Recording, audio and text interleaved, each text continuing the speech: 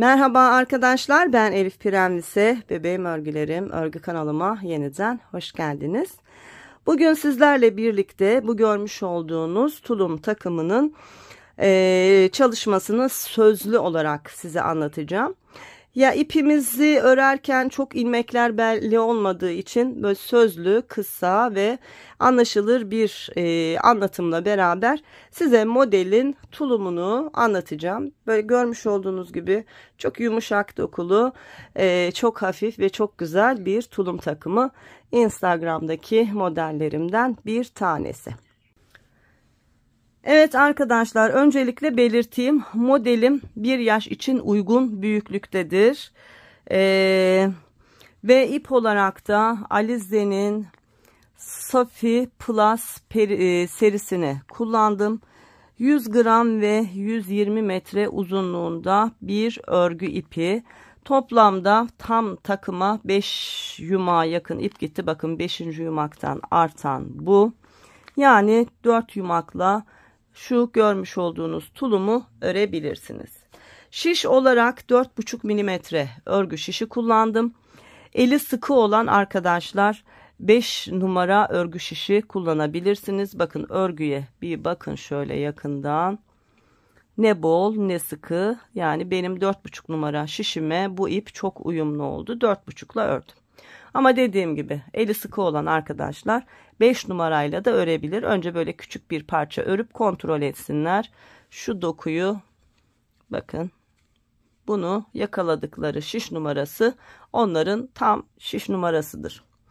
Şimdi modele bacak kısmından başlıyoruz. Şöyle yavaş yavaş tane tane ve atlamadan anlatmaya çalışacağım arkadaşlar.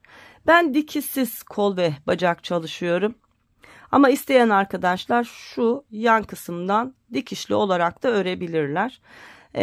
Anlattığım şekilde her iki türlü de örebilirsiniz. Misinalı ya da düz şişli örebilirsiniz. Şimdi misinalı şişle ben 29 ilmekle şu bacak lastiğine başladım arkadaşlar. Misinalı şişle ören arkadaşlar bilir, bir ilmeği biz bağlama ilmeği olarak kullanırız. Yani bu yuvarlaklığı oluşturabilmek için ilk ilmekle son ilmeği birbirinin üzerine geçiririz. Dolayısıyla ilmeğimiz bir ilmek azalır. Yani 28 ilmekle beraber şu görmüş olduğunuz lastik çalışmasını ördüm. Tam 10 santim uzunluğunda ördüm arkadaşlar. Bakın şöyle tuttuğumda tam 10 santim lastik. Bir düz bir ters lastik örgülerle 10 santim 28 ilmeğimi lastik örgü olarak ördüm. Ardından paça kısmına başlayacağız. Paçaya geçerken şu bacak kısmına, bacağa geçerken artırma yapmamız gerekiyor. Toplamda 42 ilmek olana kadar şöyle 2 ör bir artır aşağı yukarı tutuyor. O şekilde ayarlayarak tam 42 ilmeğe kadar ilmek sayınızı artırın. 42 ilmekle beraber artık model kurulumuna başlayacağız. Görmüş olduğunuz gibi burgu çalışması var. Bir sağdan bir soldan vurarak ilerliyor. Bunun anlatımını da yaptım. Bununla ilgili farklı tulum çalışması da daha önce çalıştım. Eğer yapmayı bilmiyorsanız o videolarımdan yardım alabilirsiniz. Ama ben kısaca zaten özetleyeceğim. Şimdi bunu şöyle kabul edin. Hatta şu bacakla başlayalım. Şu kısım bizim bacağımızın ön kısmı. Burası da arka kısmı. Var olan 42 ilmeği arkadaşlar 5 haroşa, 12 ilmek düz burgular için 5 haroşa olarak ön kısımda ayarladım. Yani ön ilmeklerimiz 22 ilmek. Arkada 20 ilmekten oluşan haroşa örgümüz var. Yani arka 20, önler 22 ilmek. Çünkü şu burgular biraz ilmekleri topluyor. Bu şekilde bacağımın genişliği bakın arkadaşlar tam 14 santim. Şöyle tuttuğumda 14 santim. Lastiğimin boyu 10 santim. Genişliği de 10 santim. Bakın. Lastik bitti. 42 ilmeğe geçtiğimizde burgu çalışmalarıyla örgümüzü ördüğümüzde bu şekilde ölçüleri mutlaka kontrol edin. Evet, bir iki diş haroşa boyunca örgümü ördüm. Yani 5 haroşa, 12 düz, 5 haroşa önde, 20 haroşa arkada. Yani şuradan sonra sayarsanız 25 haroşa. 2 diş haroşa boyunca böyle ördükten sonra arkadaşlar ilk burgu çalışmamı yaptım. İlk burgu çalışmamda bakın. 2 diş haroşadan sonra ilk burgu çalışmamı yapıyorum. Bunu bu bacakta göstereyim, daha kolay anlarsınız. Şimdi modele başladık. 5 haroşayı ördük. 12 ilmeğimiz var. İlk burgu çalışmasını yapacağız. 12 ilmeğimizi 4 4 4 3'e ayırıyoruz. 3 4'ün 12 ilmek. İlk 4 ilmeği bir küçük şişe ya da bir burgu aparatınız varsa burgu aparatını alıyorsunuz arkadaşlar. Ön tarafta duruyor. Sıradaki 4 ilmeği düz örgü olarak ördükten sonra aparatı aldığımız 4 ilmeği şişimize alıp ördüğümüzde şu görmüş olduğunuz sağdan sola doğru olan burguyu elde etmiş oluyoruz. Sırada 400 ilmeğimiz kalıyor. Onu olduğu gibi 400 olarak örüyoruz ve ardından ön beden için 5, arka beden için 20 haroşa örerek sıramızı tamamlıyoruz. İlk burguyu yaptık. Sıradaki burguları bu kez 3 diş haroşa arayla yapacağız. İlkini 2 dişle kurduk. Sıradakini 3 diş haroşa arayla yapmaya devam ediyoruz. İkinci burgu çalışmasını tam tersini yapıyoruz arkadaşlar. Sağdan sola doğru vurmuştuk. Burgu bitti. 1, 2, 3 diş haroşa ördük. Bu kez soldan sağa doğru vuracağız. Daha önce örmemiş olduğumuz, burgu yapmamış olduğumuz 4 ilmek vurulacak. Bir sağdan bir soldan vurulacak. Bunu da şöyle yapıyoruz. Yine 5 haroşayı ördük. Ardından 4 ilmek düz örgü ördük. Arada 1 4 bir de kenarda 1 4 ilmeğim var. Bunların yerini değiştiriyorum. Aradaki 4 ilmeği yine aparata alıyorum. Arka tarafa bırakıyorum. Bu kez ön tarafa bırakmıyorum. Burgu yapacağım ilmekler ön tarafta olması lazım. Ön taraftaki bu kenarda kalan 4 ilmeği örüyorum. Sonra aparattaki 4 ilmeği de örerek ikinci burguyu tamamlıyorum. Biri sağdan, biri soldan olmuş oldu. Ardından hep aynı şeylerin tekrarını yaparak devam ediyorum. 3 diş haroşa örgü örüyorum. Sağ taraftan vuruyorum. 3 diş haroşa örgü örüyorum. Sol taraftan vuruyorum. Bu şekilde bacağım 42 ilmekle beraber A kısmına kadar örülüyor. Kaç santim ördüğümü hemen söylüyorum. Bakın tam 17 santim uzunluğunda lastiğe kadar 17 santim uzunluğunda bacağımı örüyorum. Birinci bacak bitti. İkinci bacakta da aynı şeylerin tekrarını yapıyoruz. Değişen hiçbir şey yok. Sadece bakın burgular birbirine bakıyor. Yani ilk burguyu, birinci burguyu ilk bacakta ilk 4 ilmekten yapıyoruz ya. Diğer bacakta son 4 ilmekten yapıyoruz ki bunlar şöyle birbirlerine baksınlar arkadaşlar. Bu önemli bir detay. Değişen hiçbir şey yok. Bu kez sol taraftan burguyu vurmaya başlıyoruz. Bir sol, bir sağ, bir sol, bir sağ. Yine aynı uzunlukta bacağımızı örüyoruz. Bu da 42 ilmek. Şimdi 2 tane bacağımız var. Şöyle. Artık bedene geçmemiz lazım. Bedene geçebilmemiz için de bakın şu ilik düğme kısmı ve A kısmı için artırma yapmamız gerekiyor. Bakın. Şimdi şu sol bacaktan başlayalım. Ördük, bacağımız bitti. Hemen geliyorum. 7 ilmek artış yapıyorum ilik düğme için. Geldim. 7 ilmek artış yaptım ve döndüm. Örgümü takip ettim. Geldim. Arka bedeni ördüm. Bacak burada bitti. Şimdi burada da 5 ilmek artış yapıyoruz. Arka A kısmında geldim buraya kadar 5 ilmek artırdıktan sonra ikinci bacağı hemen birleştiriyorum. Onu da örüyorum. Arka tarafını bitiriyorum. Geliyorum ön tarafa. Yine ön tarafı örüyorum. Bakın burada bacak bitiyor. Bu kez 7 ilmek de burada arttırıyorum. Ne olmuş oldu? A çalışmasını yapmış olduk. İlik düğme kısmını oluşturmuş olduk.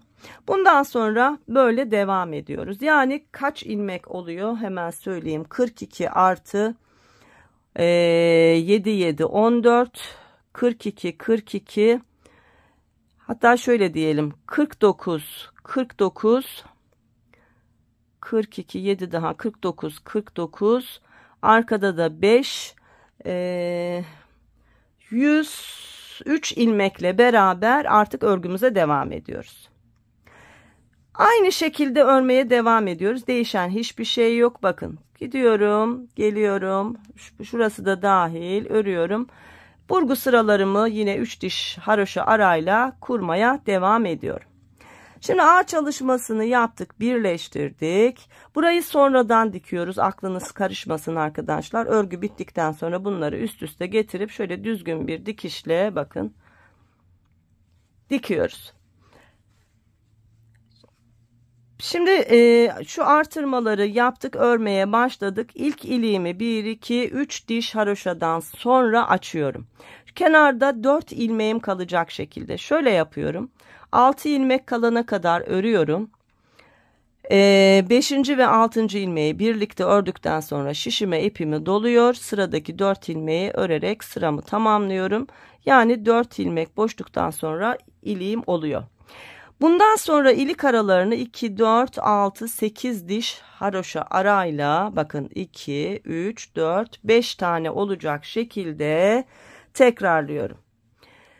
Şimdi bedeni birleştirdik. Örmeye devam ettik. Kola kadar ne kadar uzunlukta örgü öreceğiz? Hemen onu da söyleyeyim. Şöyle hiza aldığımda bakın tam 25 santim uzunluğunda, şöyle daha rahat görürsünüz. 25 santim uzunluğunda, hatta 26 santim de diyebiliriz. Esniyor bu arkadaşlar. Biraz daha çeksem 27-28 oluyor. Şöyle tutarak tekrar ölçeyim. Yani 25,5-26 diyebiliriz. Uzunlukta örgümüzü ördüğümüzde şöyle bütün bir örgü örmüş oluyoruz. Artık kola geliyoruz. Kol için örgüyü 3'e ayırmamız lazım. Nasıl ayırıyoruz? Hemen söyleyeyim. Bakın nereye de denk geliyor onu da söyleyeyim. 4. ilikten 2 diş haroşa sonraya filan geliyor.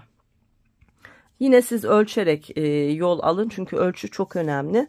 Bu arada beden ölçümü de hemen söyleyeyim. 103 ilmekten oluşan örgümün genişliği arkadaşlar şöyle 29 santim filan yapıyor. Bakın 29, hatta 29,5 santim. Şu genişliklere dikkat edelim. Evet, örgüyü şimdi kollar için ayıracağız. Nasıl ayıracağız? Bacak örerken ne dedik? 5 haroşa, 12 düz, 5 haroşa demiştik ya. Bu 5 haroşa bizim kol ayrımımızın olduğu yer. Bakın 5 haroşa, 12 ilmek burgu, ardından 5 haroşa artı 7 haroşada ilik düğme olacak şekilde burayı ayırıyoruz. Ne yapıyor yani? 5 7 daha 12, 12 daha 24, 5 daha 29. Ön beden 29 ilmek oluyor. 29 ilmekle örmeye devam ediyoruz. Nereye kadar? Son iliğimi açtım. Bakın 5. iliğimi açtım. 5. ilikten 1 2 3 4 diş haroşa. Sonrasında benim artık yaka kesimi yapmam gerekiyor. Şöyle daha yakın yapayım, daha rahat görün. Yaka kesimi yapmam gerekiyor. Burada arkadaşlar ilk 7 ilmek ve sonraki 4 ilmeği dönerek kesmedim. İlmek bir daha çıkartılacak diye. Geldim, 7 ilmek kaldı, geriye döndüm. Bakın zaten dönüş yerim belli. Sonraki sırada geldim, 4 ilmek kaldı, geriye döndü. Sonrasında da şöyle 3-4 sıra var olan ilmekleri, yani ne kalmış oluyor? 5 haroşa, 12 düz, 1 haroşa. 6, 12 daha tam 18 ilmek kaldı. 18 ilmekle böyle 4 sıra örmeniz yeterli. Şöyle 2 santim kadar. Zaten bunun 2 sırası 1 santim ediyor. 4 sıra örünce de 2 santim etmiş oluyor. Bu şekilde omuzu bitirdim. İlmeklerimi kesmedim. Bir aparatta ya da yardımcı bir şişte ilmekleri beklettim. Aynı çalışmayı arkadaşlar diğer bedende de yaptım. Bakın aynı şeyi yaptım. Yine burada da 7 ilmeği örmeden geri döndüm. 4 ilmeği örmeden geri döndüm. Sonra 4 sıra örerek artık omuza kadar çıkmış oldum. Şimdi kol evimin uzunluğunu söyleyeceğim size. Tam 12 santim uzunluğunda bir kol evi çalışması yapmış oldum. 2 ön bedeni bu şekilde bitirdik. Geliyoruz arka bedeni örüyoruz. Arka bedende de arkadaşlar bakın. Burada da 20, 20, 40, 5'te şu A'daki artırma tam 45 ilmeğimiz var. 45 ilmeği örüyoruz. Yine 12 santim uzunluğunda, değişen bir şey yok. Önle arka aynı uzunlukta örüyoruz.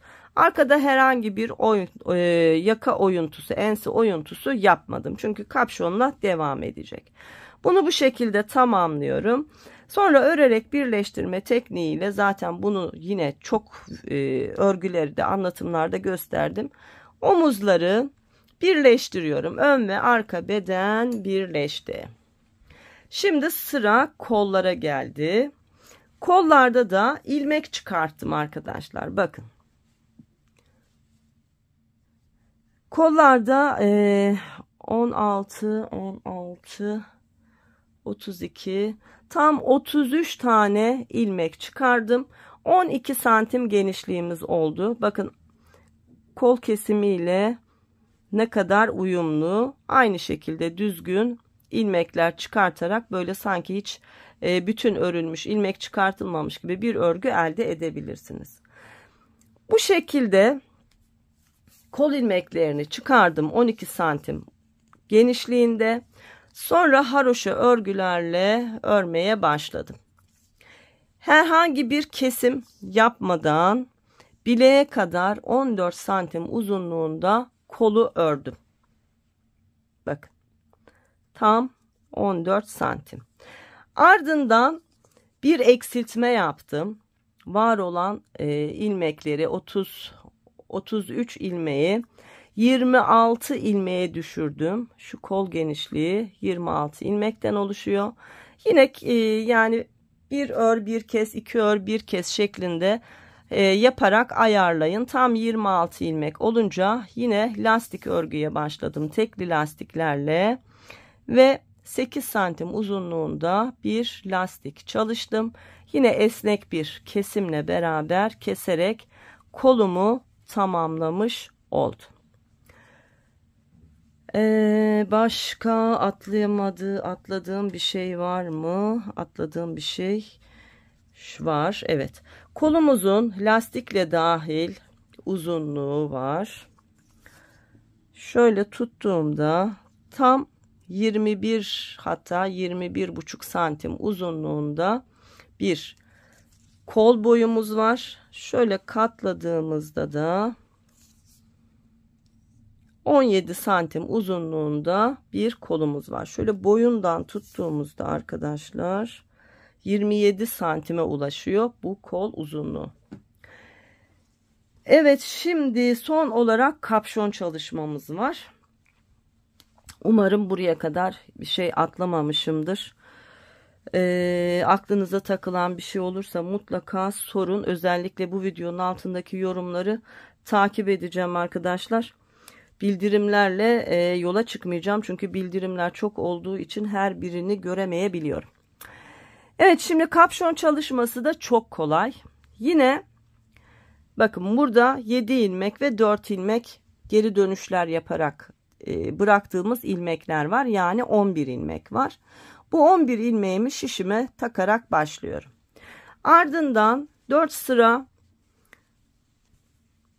örgü örmüştük. Burada düz bir örgü oldu. Bunların arasına batarak yine 4-5 tane ilmek buradan çıkartıyoruz. Sonra geliyoruz arka bedende. Buradaki ilmekleri de ben yine kesmemiştim. Ensede bırakmıştım. Buradaki var olan ilmekleri de yine ekliyoruz. Ön bedene geliyoruz. Yine düz örgülü olan şu kısımdan ilmek alarak aşağıya iniyoruz. Buradaki 4 ve 7 ilmeği, yani toplamda 11 ilmeği de ilave ettiğimizde toplamda kaç ilmek oluyor hemen hesaplayayım. 46 ilmek buradan çıkarmışım arkadaşlar. Tabii ki 46 ilmek bizim şu görmüş olduğunuz kapşon için yeterli değil. Artış yapmamız lazım. O da çok kolay. Nasıl yaptık? Hemen göstereyim. Bakın, bildiğiniz roba artışı gibi artış yaptım. Tam 3 yerde bu artışı yaptım. Bakın, tam şu omuz birleştirmenin olduğu yerler zaten belirgin artış yaptığım yerler. Bir taraftan, bir taraftan, bir de tam ense ortasında. Roba ayırdığımız gibi birer roba ayrım ilmeği burada tam ortalarda bıraktıktan sonra sağından ve solundan artış yaptım. Her artış sırasında 2, 4, 6 ilmeğim arttı. Bunu 4 kez tekrarladığımda 4 altının 24, 24 artı 46, 50, tam 70 ilmek arkadaşlar. Tam 70 ilmeğe ulaştı. Her düz sırada roba artışı yapar gibi artırdım. 70 ilmeğe kapşonum ulaştı. Bu benim için yeterli bir genişlik, oldukça uygun bir yaş için. Sonra 70 ilmekle beraber örmeye devam ettim. Bakın, burası tepe noktamız. Şu tepe noktama kadar tam 20 santim uzunluğunda bir örgü ördüm. 20 santime ulaştı. Örerek birleştirme tekniğiyle birleştirdim. Nasıl birleştirdim? Bakın, birleşme yerim hiç belli değil. Aslında şurası. Ama hiç belli değil. Bakın, arka kısmı da aynı. Omuzlardaki yapmış olduğum birleştirme işlemini aynısını burada da uyguladım. Böylece kapşonum bitmiş oldu. Kapşon kısmımız şöyle katlanan bir kapşon. O yüzden geniş. Ne kadar geniş, hemen onu da şimdi ölçüp size söyleyeyim.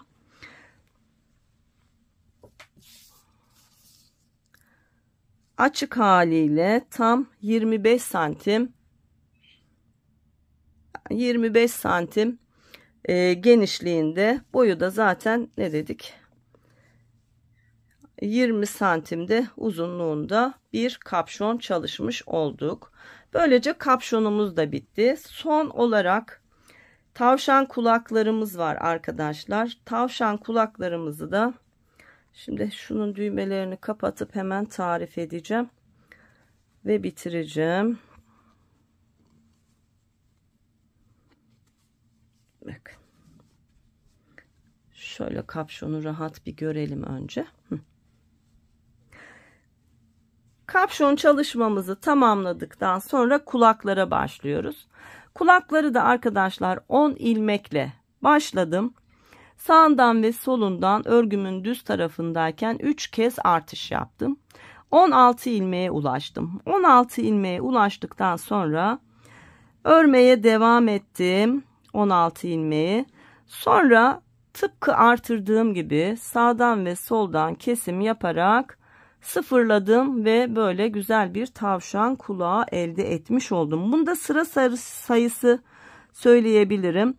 1, 2, 3 kez artırdıktan sonra 2, 4, 6, 8, 10, 12 sıra boyunca 16 ilmeği ördüm. Sonra keserek bitirdim. Dikerken de o 10 ilmekten oluşan, bakın, örgüyü şöyle ikiye katladım, birleştirdim ve bu şekilde diktim. Hemen bunun da en boy ölçüsünü vereyim. Bakın 10 santim eninde, şöyle tuttuğumda da 17 santim uzunluğunda bir örgü kulak elde etmiş oldum. Dikerken nereye diktim? Şöyle katladığımızda bakın 1-2 santim gerisinden tam orta birleştirme yerimden 1-2-3 diş haroşa sonra birini diktim. Diğeri de tam yine aynı hizasında 1-2-3 diş haroşa sonra da diğerini dikerek bitirdim ve böyle güzel bir çalışma yapmış olduk. Biraz yoruldum.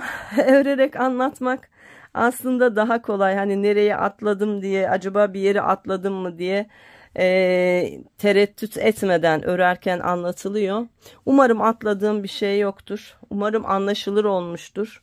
Yani ipte örerek göstermeye kalksaydım ilmekler çok belli olmayacaktı. O yüzden bu modeli de çok istediniz. Bu şekilde anlatmayı uygun buldum. İnşallah anlaşılır olmuştur. Dediğim gibi takıldığınız yerler olursa arkadaşlar mutlaka bana yazın. Şimdi son olarak şöyle bir şey yapalım. Tam ölçü vereyim size. Hani ölçüleri verdim ama şöyle tam ölçü vereceğim size. Tulumun omuz hizasından bacağa kadar olan ölçüsü arkadaşlar bakın görüyorsunuzdur 61 santim.